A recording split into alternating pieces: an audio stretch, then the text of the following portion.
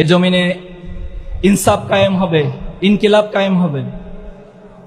কিন্তু আমি ব্যক্তি যদি কোনো কারণে আল্লাহর কাছে প্রশ্নবিদ্ধ হয়ে যাই, যদি কাল কিয়ামতের মাঠে আল্লাহ তাআলা আমাকে কোনো প্রশ্ন করে বসেন, তাহলে আমার জন্য ইনকিলাব ব্যক্তির জন্য কোনো কাজে আসবে না।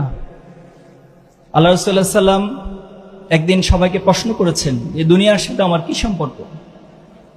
তখন আল্লাহ সাল্লাম নিজে সেটার উত্তর দিয়েছেন একটা উপমার মধ্য দিয়ে। তিনি বলেছেন যে কোনো একজন পথিক যখন অনেক দূরবর্তী পথে যাত্রা করে, পথিমধ্যে তিনি একটি বৃক্ষ দেখতে পেল এবং সেই বৃক্ষের নিচে সামান্য কিছু সময় বিশ্রামের প্রয়োজন হলো, এবং বিশ্রাম করে তিনি আবার তার নির্দিষ্ট গন্তব্যের দিকে হেঁটে যান। রাসূল সাল্লাল্লাহু আলাইহি ওয়াসাল্লাম বলেছেন এই দুনিয়ার সাথে আমার সম্পর্ক হচ্ছে সে পথিকের অতি সামান্য কিছু সময় বৃক্ষের নিকট বিশ্রাম নেওয়ার মতো। আল্লাহ তাআলার কাছে এই দুনিয়ার মূল্য একটি মশার ডানার চেয়ে তুচ্ছ হিসেবে বিবেচিত হয়।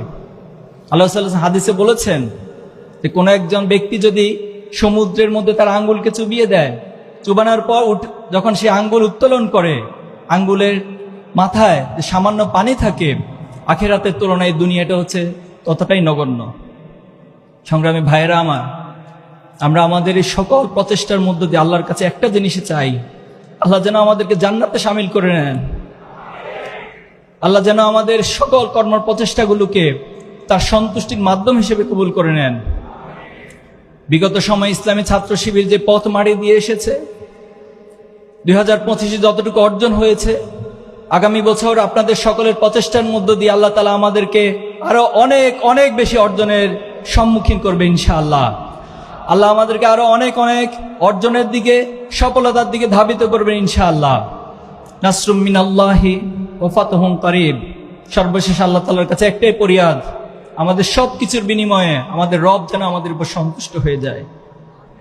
আমার রব যখন বলবে রাদিয়াল্লাহু আনহু ওয়া রাদু আনহুম, তখন আমার বান্দা হিসেবে, গোলাম হিসেবে আমার আর চাওয়া পাওয়ার কোনো কিছুই থাকবে না। আল্লাহ আমাদেরকে তার সন্তুষ্ট চিত্ত বান্দাদের কাতারে শামিল করে নিন। আল্লাহ তাআলা আমাদের সবাইকে তার জান্নাতে একসাথে